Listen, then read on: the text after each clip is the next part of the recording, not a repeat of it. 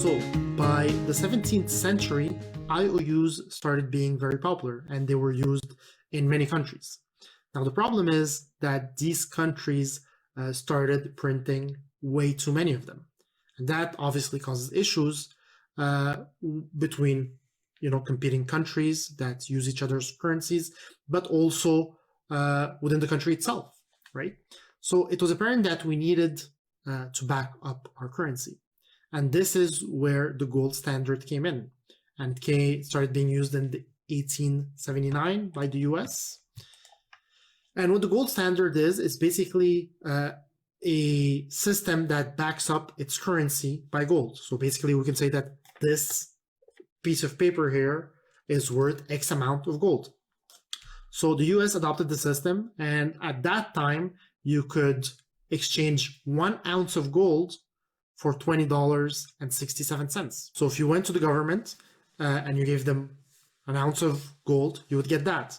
And if you gave them $20.67, you would get back an ounce of gold. That was the deal that you had with the government. And what this did is really, it limited governments and banks' excessive use of paper currency. So they couldn't just print as much as they wanted, right? Because this causes huge inflations and other things we'll talk about, because the currency has to be backed up by gold, so they can't print as much as they want. And this is the system that was adopted since that period.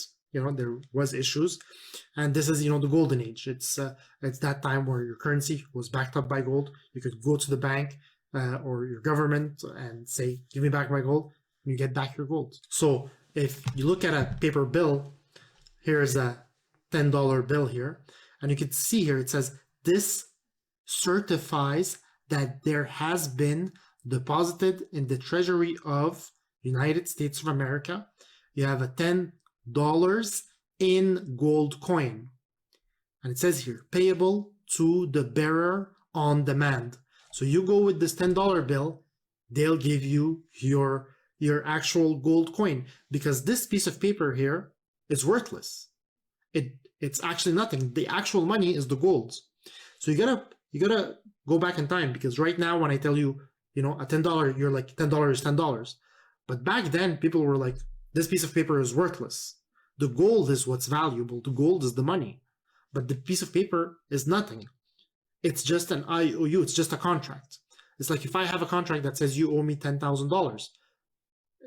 The contract itself is nothing. It's the $10,000 that are worth something, but the contract guarantees that you're going to give it to me. It's the same thing. People didn't see paper money as money. It was just something that would give them access to their gold. It's an IOU, right? So that was the gold standard. So when you hear about that, it's just basically the system where your currency is backed up by gold. And then, all the countries adopted that system at this time. So at this point, we're under the gold standard, but not for too long, right? So we're under the gold standard as of 1879, but then World War I happens, right? In 1914, okay? And at this time, we needed way more cash to spend than we had in actual gold, right? So the government at that time just printed way more money than it actually had. After the war, it came back and got back being on the gold standard. But then again, with the Great Depression in 1929, all the governments needed to print way more money to stimulate the economy, right? Because the more money there is in the economy, the more cash people have, the more they spend, right? And instead of hoarding their money, they're going to spend it, because they know there's more of it. It's going to get devalued. If there's more of something, it's worth less. So people are going to spend it because, there's way more of it. So, but when you print so much cash, then you can't really back it up. So in the 1930s, the UK and the US stopped redeeming cash. And that was under Roosevelt for gold coins, right? Main reason, not enough gold to back the amount of currency they wanted, because they wanted to increase the money supply. So this is like, they shouldn't do this, but it was important for the economy for them to have a bigger money supply. And, in the Great Depression, that's really what got people out of that depression. It's more money supply, but they couldn't do that with the gold, the current gold reserve that they had. Now, this is a big subject and everybody has their opinion on it. I truly don't know if it was the right thing to do or not, but that's what happened. So what took place at that time is you had fiat currency, right? And this is the form of currency we know now, okay? Fiat currency is what you have in your pocket. It's a term to describe currency that is used because of government's order, right? So this is the executive order that came in 1933. I have it here. Let me just open it up, right? So it came out, says under executive order of the president in 1933, all persons are required to deliver on or before May 1st all gold coins. So they said, give us all the coins and gold certificates now owned by them to a Federal Reserve Bank, so any of the branches of banks, and get this fiat currency. So now you're going to use that. It's not backed up, but we're telling you to use it. It's worth something because we said it's worth something, okay? And that's what happened. People started using that. So then you would get a coin, or sorry, a bill like this one.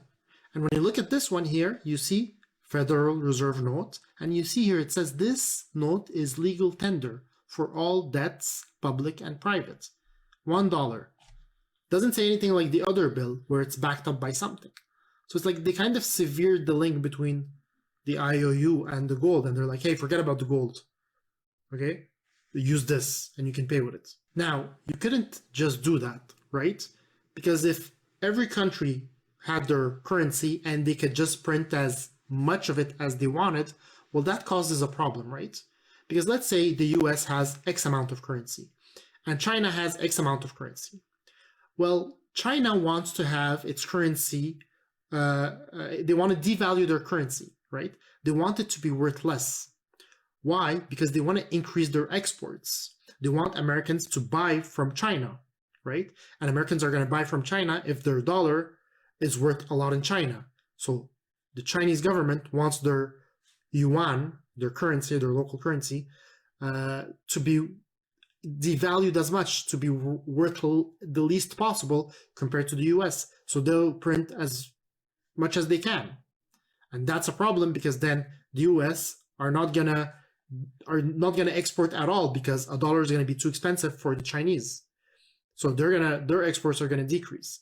So there's a problem. Nobody wants that. Nobody wants the other country to devalue its currency too much, right? So they come along and they're like, okay, we're gonna sign this agreement, okay? We'll call it the Bretton Woods. And the reason for that is, again, because everybody had the fear that other countries would just devalue their currency. So everybody met 1944, 44 countries, and they met in Bretton Woods, New Hampshire. So that's why they call it that.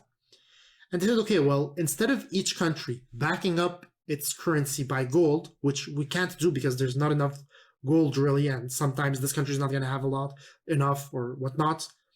You know what we're going to do? The US right now, they have the most amount of gold. I think by that time, the US had like half the gold or something. So the US has the most amount of gold. What we're going to do is we're going to link our currencies to the US dollar, okay? So basically, instead of backing up our currency with gold, we'll back it up by US dollars. And the US is going to back up its dollar by gold. So then we're linked in a way, but instead of having to keep the gold in our vaults, we can just keep US dollars. And the US dollar is linked because at this time, there's a lot of trades, international trades, and you're buying something from the US is buying something from you. You have a lot of US dollars. You don't need to convert that to gold to back up your currency. You can just keep that currency because you know that currency is backed up by gold. And that was the agreement. So no countries needed to back up its currency with gold. The US would back it up with gold, and you guys can have the US dollar in your reserves. Simultaneously, there was the creation of the IMF, which is the International Monetary Fund. And the IMF its role is to lend money to countries that are in need. So in the same way that you have central banks that would lend to branches money because they have a lot of people who want to take out their money simultaneously, you had the IMF that would help countries if they require money for that period of time. There was also the creation of the World Bank, which the purpose of that was to help underdeveloped countries to grow. So we stayed under this new system for a while, but again, you'll see it didn't last long, and we'll see that in the next lecture.